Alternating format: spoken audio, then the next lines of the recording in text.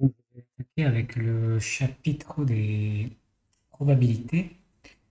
Et en fait, comme vous me connaissez, j'aime bien commencer par une introduction un petit peu qui va sortir du cadre vraiment purement académique et vous parler de probabilités dans leur globalité et pourquoi on en fait et pourquoi c'est important.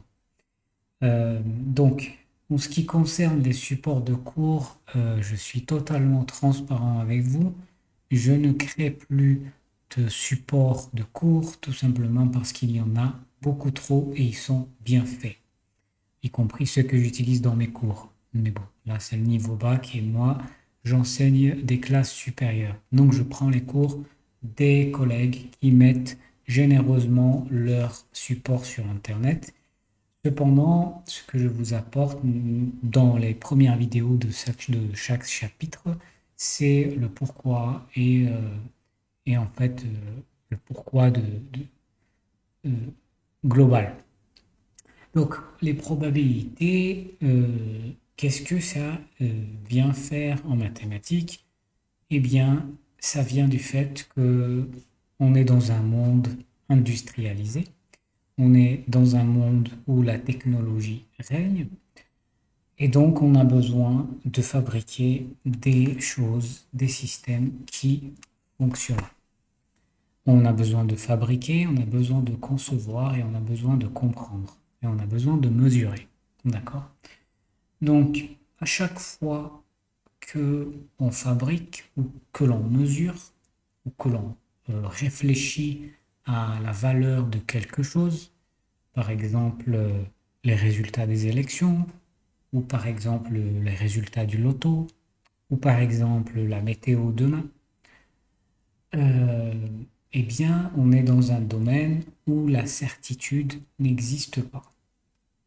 La réalité que l'on vit, j'ai pas envie de parler de réalité absolue parce que c'est une question qui me dépasse, mais la réalité que l'on vit, elle est probabilistique. Elle est aléatoire. Elle n'est pas déterministe. D'accord? Et il en va de même pour, alors, petite question philosophique, mais je dirais pour nos vies, c'est le fameux débat entre le destin et le libre arbitre. Mais c'est un débat à part. Alors, vous êtes assez grand parce que vous êtes en train de réviser votre bac. Vous avez soit 17, soit 18 ans, soit 40 ans, soit 16 ans, peu importe. Mais vous êtes tout de même sensibilisé à ces questions-là. Les mathématiques, ça permet de mettre noir sur blanc nos pensées à travers une symbolique donnée. Et donc les probabilités sont là pour exprimer les incertitudes. Quand vous achetez un appareil chez un constructeur, un appareil de mesure, par exemple une balance ou n'importe quel appareil de mesure, cette mesure-là, elle n'est jamais exacte du fait de plein d'aléas liés à la fabrication du matériel, liés à l'imprécision des outils de fabrication, etc., etc. Parfois, votre GPS vous donnera votre position, elle aura une imprécision qui est liée au matériel, mais aussi au mode de calcul de votre position, et j'en passe. Autrement dit, vous avez toujours des incertitudes. Mais ces incertitudes-là, elles ne sont pas quelconques. Quand je dis que votre GPS vous donne votre position, certes, elle est imprécise, mais elle n'est pas imprécise de 18 km. D'accord? Une imprécision, c'est une incertitude, mais qui est tout de même régie par quelque chose qui s'appelle une loi probabiliste. D'accord? Donc, c'est ce qu'on appelle une variable aléatoire. La variable, ça désigne la chose ou l'objet que l'on va mesurer, sur lequel on va prédire l'incertitude, par exemple la mesure de la température dans une pièce. Vous allez avoir votre mesure qui est la valeur donnée par l'appareil et vous allez avoir l'incertitude qui est donnée généralement par le constructeur. C'est-à-dire que si je suis un fabricant de balance, je vais vous fournir la balance et je vais vous dire, attention, la mesure qu'elle va vous donner, elle va avoir telle incertitude. Cette incertitude, le commun des mortels va plutôt dire, elle est imprécise de 1 gramme, de 500 grammes, peu importe, je vous donne des valeurs aléatoires, c'est-à-dire qu'il vous donne un maximum et un minimum.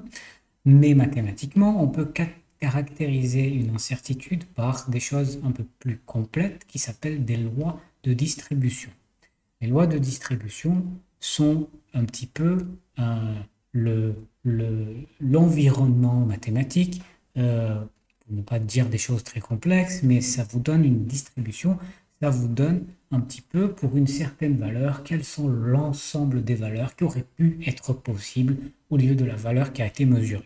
Une façon d'estimer ça, par exemple, si on réfléchit intuitivement, si vous n'avez jamais fait de cours de probabilité, pardon, eh bien vous pourriez un petit peu tenter des choses par vous-même et vous dire, par exemple, et ça s'appelle l'empirisme, eh bien vous prenez cet appareil-là, vous faites une première mesure, vous faites une deuxième mesure, vous en faites 2, 3, 4, 5, vous en faites 100, et au bout d'une centaine d'essais, vous mesurez la masse ou bien le poids, comme vous préférez, du même objet.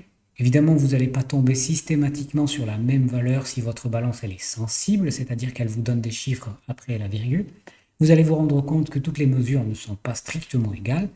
Et en fait, en comparant, ou alors en traçant par exemple l'ensemble des valeurs que vous allez obtenir, vous allez avoir un petit peu une idée de l'incertitude de cet appareil.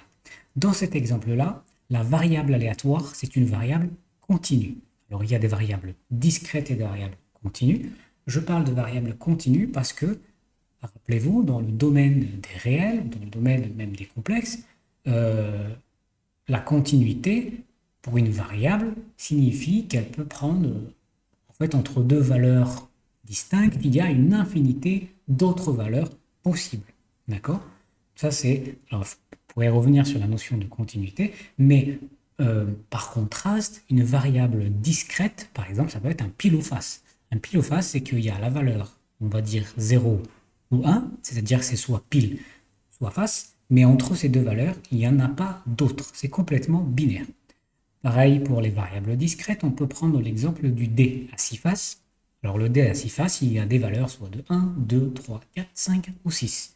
Okay, entre deux valeurs distinctes, vous n'avez rien. Il n'y a rien, il n'y a aucune valeur possible entre 1 et 2 dans un dé. Par contre, quand vous allez mesurer votre masse ou votre poids, eh bien, vous pouvez trouver que c'est 80 kg, ou alors 80 kg 5, ou alors 80 kg 55. Et entre 80 et 80,55, vous avez une infinité de valeurs. 8, 80,1, etc., etc. Vous avez compris. D'accord? Donc, on n'a pas exactement les mêmes façons, les mêmes outils mathématiques pour décrire toutes ces variables-là. Ça vous introduit déjà ce que c'est une variable. Une variable, c'est une entité mathématique qu'on va vouloir mesurer, qu'on va vouloir chiffrer.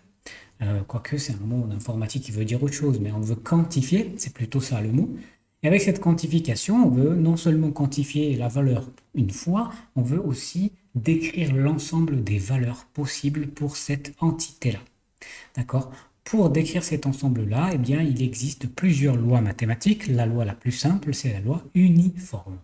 La loi uniforme, elle vous dit, par exemple, si vous avez un dé à 6 faces qui n'est pas truqué, eh bien, vous avez autant de chances d'obtenir 1 que d'obtenir 2, que d'obtenir 3. Vous avez compris, d'accord?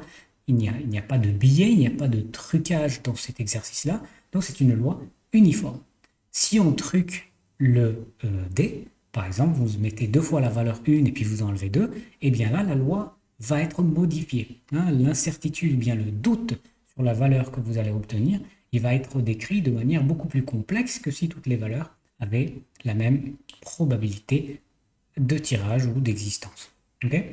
Donc, je vous ai dit en quelques mots, j'espère, l'utilité des lois de probabilité. C'est pas juste un truc qu'on s'amuse à faire, c'est vraiment des outils qu'on utilise beaucoup en ingénierie et surtout dans les technologies d'aujourd'hui, dans les smartphones, dans la localisation GPS, en fait partout où vous avez de la fabrication ou de la mesure, vous avez de l'incertitude.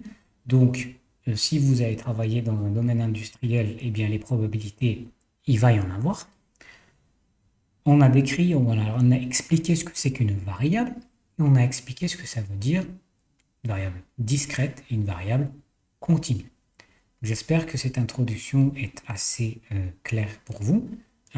Et à la prochaine vidéo, on va plutôt parler Alors je vais un petit peu plus m'appuyer sur le support de cours que vous avez devant les yeux pour rentrer un peu plus dans le contenu académique et la préparation des exercices qu'on vous demandera certainement aux épreuves du bac. Voilà, merci pour votre attention et n'hésitez pas à poser vos questions. À bientôt.